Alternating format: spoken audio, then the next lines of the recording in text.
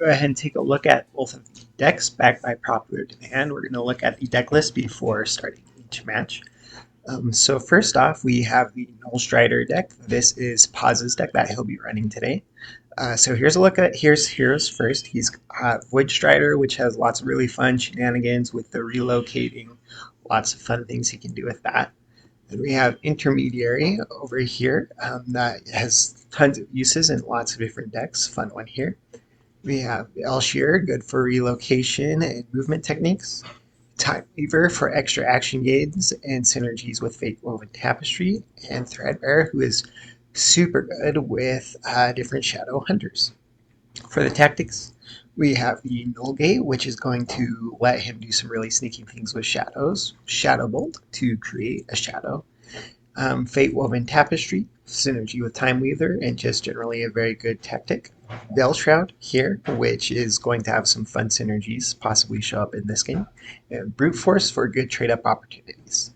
Here's a look at his basics. He's got a 3 Hunter, 3 Soldier, and then he's got 2 Shadow Brute 2s, which will be nice for Null Gate, having some 2s to work with that, as well as still having trade-up potential with Brute Force. He'll have 2 Hunter 2s, then he'll have 2 Shadow Hunter 1s, and 2 Brute 1s. So that is his deck, and of course he does have the Void, which we will be seeing here. Here is the deck that fozmonot is going to be running in this game. It is a Head of Hybrids deck. As you can see here, it's based on a deck created by Adobe, and he added neutral basics for deploying, and he thinks it probably should have been a Corsari Hunter instead of a Hunter 2. Yeah, Foz is a big fan of the basic neutrals. So let's go ahead and take a look at his heroes and tactics. He has Head of Hybridization, of course, which is really good in all Bullgriff and Felgriff synergies. Really fun one. Battlemaster is always nice, being able to get a tactic back, especially because the tactics from the Refractory are so potent. Felgriff is great synergy with Head of Hybrid and just a really good, consistent card as well. Then we have Kennel Master to produce Griff Dogs and give those synergies. Low Country Cutthroat, and his job is really for the well-trained here, so that he's able to give that +1 against heroes to Griff Dogs, Head of Hybrids, or Felgriff potentially. Then we have Bred for War, Reposition, Tempo, and Unleash Birdhound. So lots of dog synergies in his tactics here. For his basics, he's 3 Hunter, 3 Soldier, 2 Hunter, 2 Soldier, 2 Brute 2s, 2 Hunter 1s, and then 2 Crewmate Brutes. Okay, and so that's what we're looking with for Foz in this deck. Okay, hey everybody, here is our game. So this is an open deck list. So both Foz and Pause are aware of what's in each other's deck, and Pause is playing with the Void.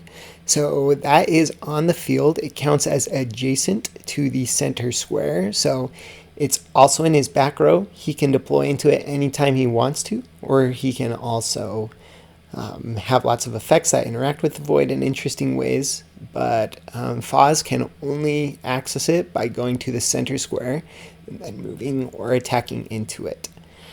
Okay, so we have started with a Hunter 2 from Foz, and we start with Time Weaver for an extra action in his gates, plus Fate Woven Tapestry, and he is going to immediately use that effect to block moving for this turn for Foz. So Foz cannot move this turn, so we will see what he's going to go ahead and do here. He is going to draw, and then he is going to play the Kennel Master. So right away, he's got opportunities to get Griff Dogs, and that's going to actually put a lot of pressure on that Time Weaver right there.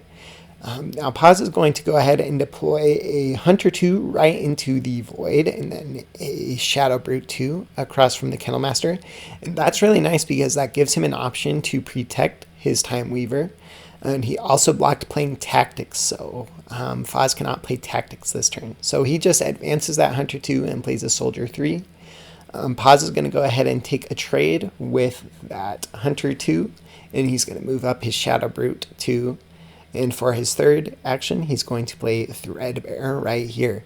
So a lot of times people will play Threadbare later as like a surprise hit with the Shadow Hunters, but it's not really a surprise since they've seen each other's decks. Foz here doesn't want the Brute Force possibility, so he's going to reposition his Kennel Master and his Soldier 3, which does get him a Griff Dog. And for his second action, he is going to kill the Brute 2, so that he's not worried about having his 3 traded up by a Brute Force. At this point, Pause is going to go ahead and attack the Griffdog for his first action. For his second action, he'll play a Bullish Brute 1 here. And then for his third action, he is going to block the attack action. So this is a situation where Foz really wants to retreat because he's in danger of two different trade-ups between the Threadbare and the Bullish Brute 1 and a Brute Force. So he is going to take some defensive action here, moving his Kennelmaster and also moving his Soldier 3. Now, Pause is going to Siege, play Intermediary, and then for his third action, deploy, again, that Threadbare to his Mill Gates. Not a super great pull for him. Foz lost a crewmate Brute. And now for his turn, Foz is going to play Bread for War to generate a Griffdog for free. He'll play Tempo to get an extra action and play another Griffdog for free. And now he has 2 actions there. And so he's going to go ahead and move and attack to trade with the Threadbare, and then he still has his third action left from the Tempo, and so he's going to play Battlemaster, and he will get Tempo back. So really good play by him, getting rid of the Threadbare threat with his Griffdogs. So Boz is going to go ahead and move back there to protect his Time Weaver and the Tapestry, and then he's going to take a draw action and block the deploy action for Foz. Foz is going to go ahead and move up his Battlemaster and shift over his 3 into his gates. At this point, Paz does want to reclaim the Void, so he's going to attack with Intermediary and then also move up his Bullish Brute 1. Let's see here. Foz is going to go ahead and play a Hunter 3 to put some nice pressure on there. And then we're going to see a shift up from the Battlemaster from Foz. Paz is going to go ahead and play his first 3 of the match. He's playing a Soldier 3, and he's going to move up Time Weaver, and for his last action, play a Shadow Brute 2 there into the middle. Paz is going to go ahead and do a defensive stack for both of his 3s by putting 1s on top. So at this point, Paz is going to go ahead and trade off the Battlemaster, and he is also going to trade that one with the other one to make that Hunter 3 vulnerable if it decides to move up. Okay, and now Foz is going to go ahead and attack the Time Weaver, and after relocating into the center square, he's going to attack into the Void to kill the Intermediary. Paz is going to go ahead and play Veilshroud, which does count as the Void for all intents and purposes, and he'll also play Voidstrider on top of it. So now it looks like Foz is going to go ahead and get ready to hopefully trade up on the Voidstrider with the Low Country Cutthroat and move back his Kennelmasters.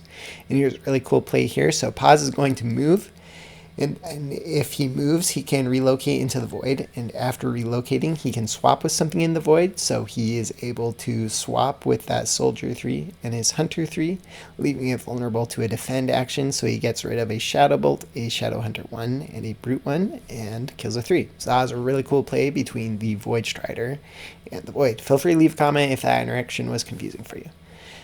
Now, Foz is going to go ahead and play Unleash Birdhounds, which does get him an extra Griffdog there, which he's going to move into Paz's Gates, which does pull a Hunter 3. So that's really bad luck for Paz here, that the Siege that got him traded a 3, whereas his Siege traded a 1, and that's just the way Sieges fall sometimes. At this point, Foz is going to go ahead and move those Griffdogs over to the side. Paz is going to move his stack with Voidstrider and a Hunter 2 into the middle and play Nullgate on the top, which lets him move or deploy shadows he controls underneath any fighter, which is really nice for sneaking things into the gate. There's great play from Foz for his first action. He's going to play Head of Hybrids.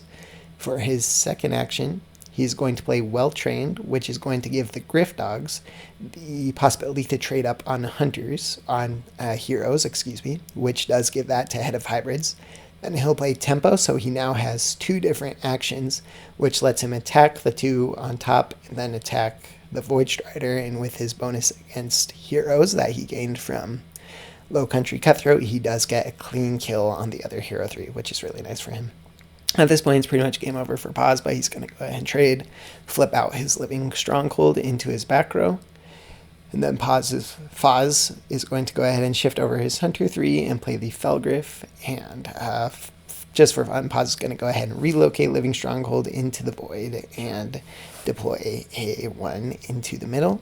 Felgriff is going to trade with Velshire, and Griff Dogs will move into the middle for the game.